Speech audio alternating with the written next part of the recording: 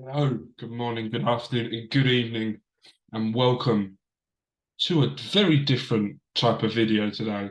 Today is all about Mental Health Awareness Month of May, and today I'm going to talk about the things I have been through and things that have happened to me to get to where I am today. A lot has happened, a lot of shit has gone on, and the idea of doing this video is basically to make more people aware of what's going on, make people understand slightly if they don't understand what mental health is, of what some people might be going through, um, as well as wanting to make sure that if anybody's going through it or anything is happening to them, that there is a video out there that would be able to help them, or there's anything I can do. The main thing of this is just if I get to help or make sure one person gets the help it needs, that is basically what I'm looking for. The suicide rate for men for their mental health is going up, and not a lot is being done about it. We can't be having 1 month for mental health awareness. We need a whole year, 365 days of it, 24/7, of helping people, especially men that are going through certain things that need help. We have all been, as men, told, man up. Not anymore. We are in this society now where everyone should be treated the same, no matter the gender and no matter who you are. Everyone deserves help. Everyone deserves to have someone to talk to. And this is what this is all about. Nothing else. So, on this piece of paper, I have written everything that has gone on. I will be going through that and talking about that, going through certain points of that, and discussing about it. So, this started when I was born. My father, by the way, during this, I will refer to him as sperm donor because that's basically all he's done, was not a very nice human being. Very violent, very rude, very two-faced, was not the person that should be a father. Very manipulative, was someone that should not be anywhere near children because of how horrible that man can be. When I was really young, my first real memory of him and my family was police breaking down his door, bringing me out with my nan, who was there at the time, um, as he had kidnapped me and wouldn't give me back to my mother. The last time I ever saw him was when England won the Rugby World Cup.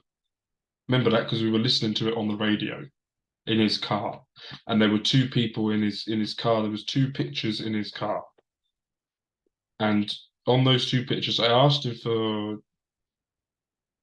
years, "Who are they? Why do I ever not meet them? Or who could they be?" And he always told me they were a friend's kids, and he used to look after them or do something with them, which turned out to be my brother and sister, who I've only ever contacted my sister once. Um, but she would, when we would talk during the time when I got older, she would go back to him and tell him. And I don't want him to have anything to do with my family, my kids, anything. So I cut ties with that, and I've never met him, my brother, ever. Um,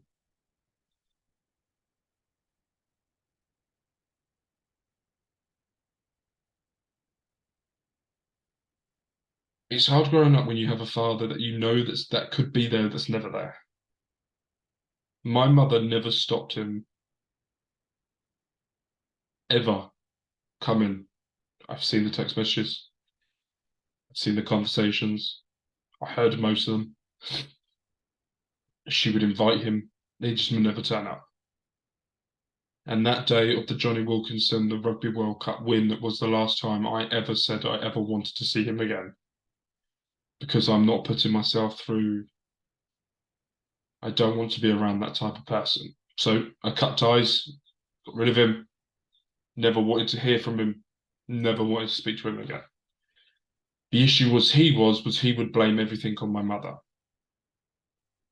And I understand that there are mothers out there that will do that to their children, completely and utterly wrong, but it was my decision. I went to courts several times. I remember sitting in a courtroom, sitting there and playing with these toys. And there was a camera and there was a voice that would come in and ask me questions. I didn't know at the time, but that was the judge. And he asked me, what was the memories I had of him?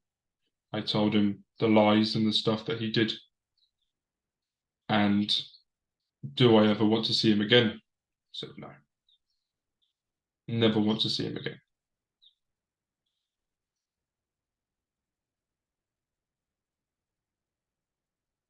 I think that was one of the hardest but best decisions I ever made. I had a mother who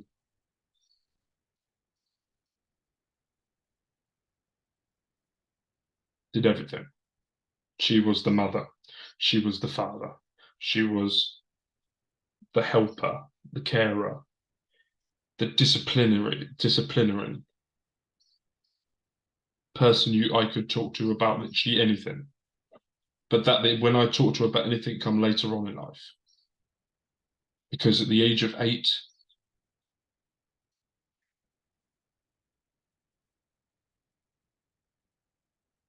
I have never said this on camera. There are only 4 people that know about this.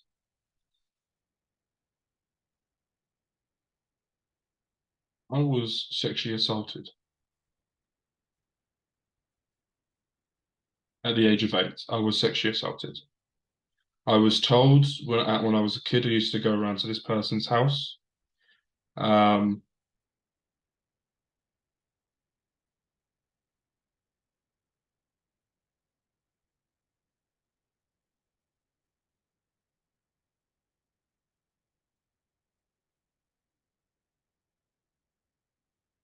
that if I did certain things, I would get rewards, which I did. And at that time, I thought that was normal. Not, not normal at all. No one should ever go through that. But I never said anything, never told anyone, never spoke about it, bottled that up in a little bottle, threw it to the back of my brain, and never told anyone. Then my little brother was born. And I will tell him to his face because I know that he's watching this. He is the biggest pain in the ass that I've ever had, but he's also one of the best things that's happened to me. When he was born, it made me become a man. I had to, I had to be the person that held everything down for the people in the house. My mother was working 1, maybe 2 jobs. I had to make sure my brother was all right, everything was okay for her. She was doing what she needed to do. I had to become a man. Money issues become an issue. We had court dates, we had this, we had that, but the only thing that I cared about was if my brother was getting the right discipline, was getting the right things for him to grow up to be the man that he is. And unfortunately, he hasn't. I know he's watching, so I'm just doing that for a bit of laugh for him. He has grown up to be one of the best humans that can be. He's also a fucking idiot. But him going to uni, getting his degree, working his ass off is amazing. And I'm very proud of him for doing that. It means the absolute world to me that all the shit that we've been through, that he's able to come out the other end a better human being than I am.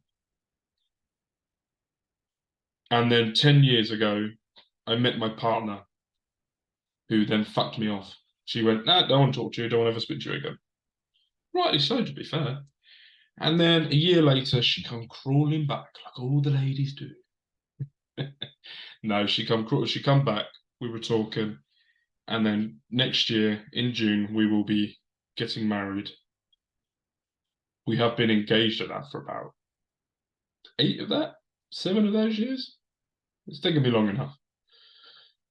But when she come along and she was there, she was the person that I could, for the first time in my life, because of all the stuff that we went through and everything that happened, was the only person I could be completely and utterly honest to and talk to. And we're going to talk about my first episode I had. I started working for her father, and wasn't going very well for me. I wasn't doing the greatest job. I was a twat at the time. And I just walked out. And on the way home, I had my very first panic attack and depression when I got in.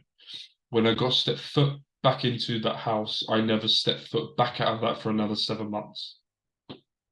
The only time during that 7 months I would step foot out, it was either into the garden or outside the front. I wouldn't go to the shops. I wouldn't go out. I wouldn't do anything. My partner had to do it all. The one thing I found during that time was there were certain times where I would black out, not remember what went on. And there were times when my partner would stay at her work and not come home because of how horrible I was. The verbal abuse that I was giving was, no one should ever in their life go through that. But at that time, I had no clue what I was doing. No understanding of how horrible I was. There was something inside of me that was dark that I held in for so long that the cracks were coming out and it was slowly seeping out. And I tried to control it back in, but I couldn't. She stayed around and helped me and my brother through times that no person should ever live through. Ever. I was a massive fucking asshole. And they were there for me. They were there, never left. And then one day I completely lost it, punched a hole through a door. We lived in a 1-bedroom house. And I went upstairs, lost my temper over something. I don't remember what it was, punched a hole in the door and collapsed. And my mum and my brother and my partner were there, and I just said, I need help. And then I went to therapy.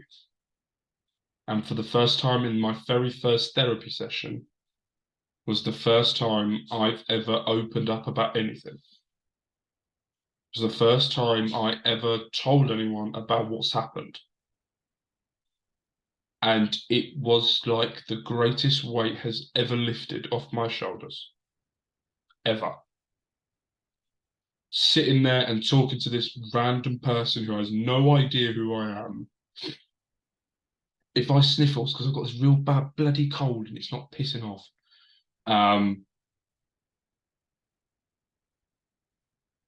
And just going through it, and she said this one line to me.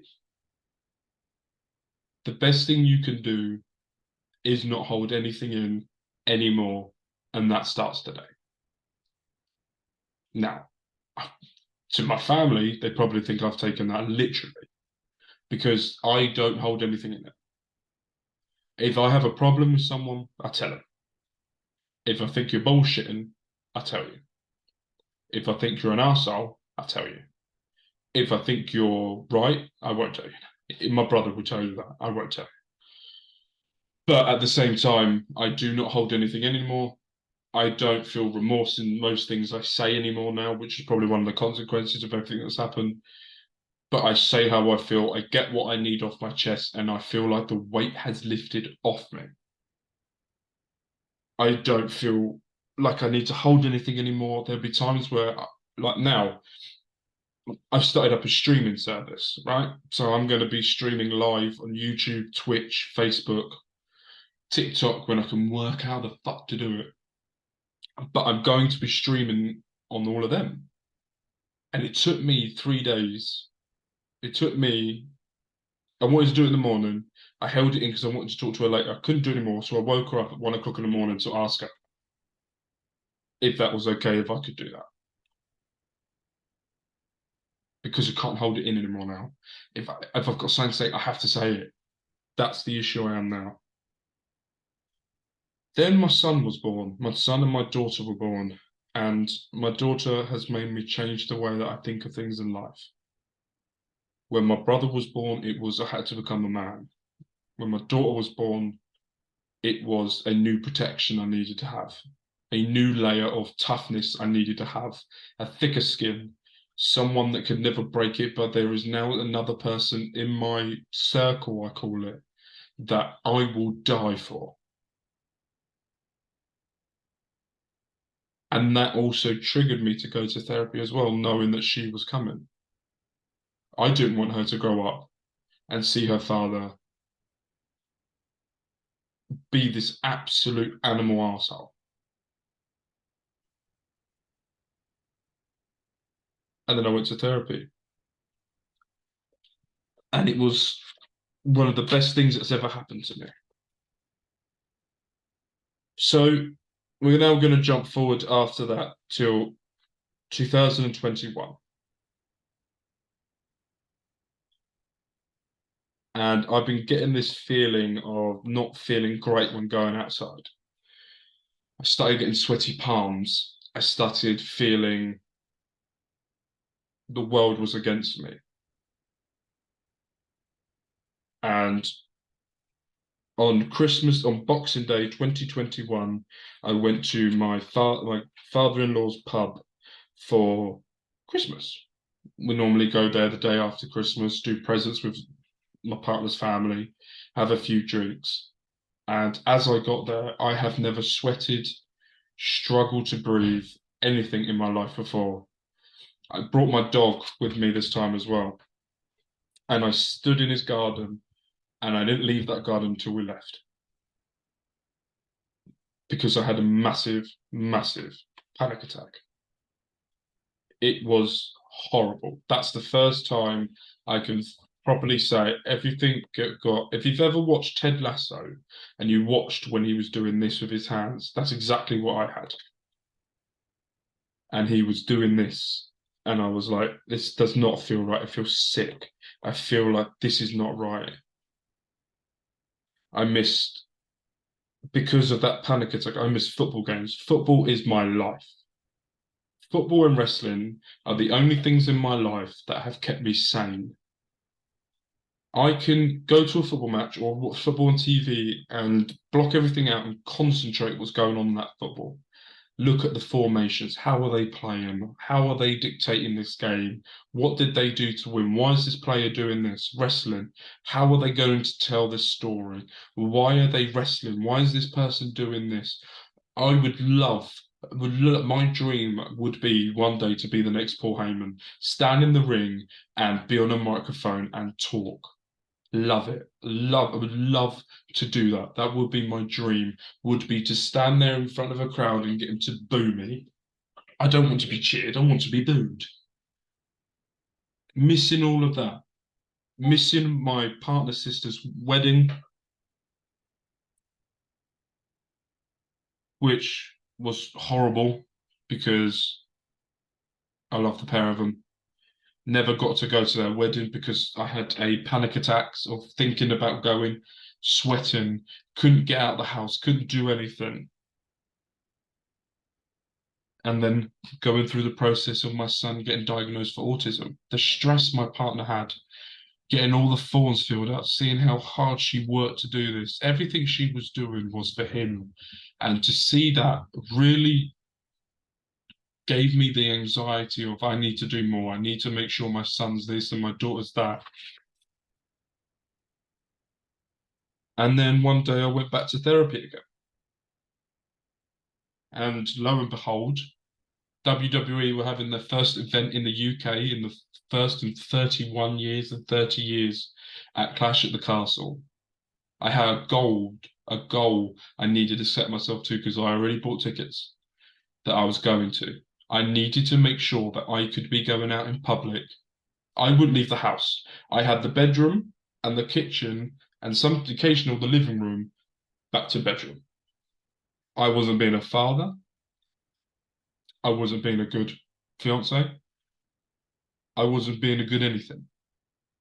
I needed a goal that got me to where I needed to get to. And what I needed to get to was to be a good father, be a good fiance, be a person that could do something for their family. So the goal was to do all of that and get to WWE Clash at the Castle and go to Reading Games as well. And I did it. And it was one of the best experiences I've ever had in my life going to that. It brought me back my childhood of when I used to watch it all the time on the telly with my older brother. He used to fight. He used to be stone cold. I was always the Rock. And I did the same thing with my younger brother when he was growing up on the trampoline. He hated it. But I won because I was the greatest. And now here we are today. I am someone that still is a walking, talking process. I still have a lot more to go through. I still have a lot more change I need to do myself. But I am a better person I am now than I was a year ago. I am a better person now than I was yesterday. That's all the goal is be a better person than what you were the day before. I started this YouTube channel because I wanted to talk football. I wanted to talk wrestling. I wanted to bring the love I have for sport and talk about it. I love talking about it. I love talking about anything except politics. We're not going down that road because, yes, my goal is, and this should be everyone's goal as well, be a better person than you were yesterday. When I'm at work, my goal is do a better job than I did before. But make sure that you are who you are. Don't be someone that you think people want you to be. It's not how life goes. If people are not there for you when you're down and you're out, and they're not there for you for the new you, fuck them. They're not there for you. They are not there to be built for you. They are not ready for you. Make people there that deserve to be in your life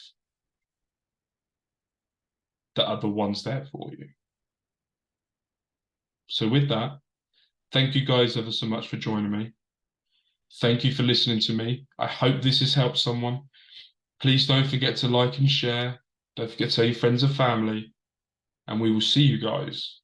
Hopefully Reading appoint a new manager soon because I need more content on the football page.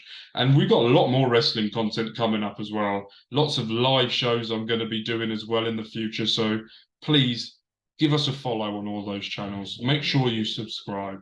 And I will see you guys next time. And that's not me farting, that's a car outside.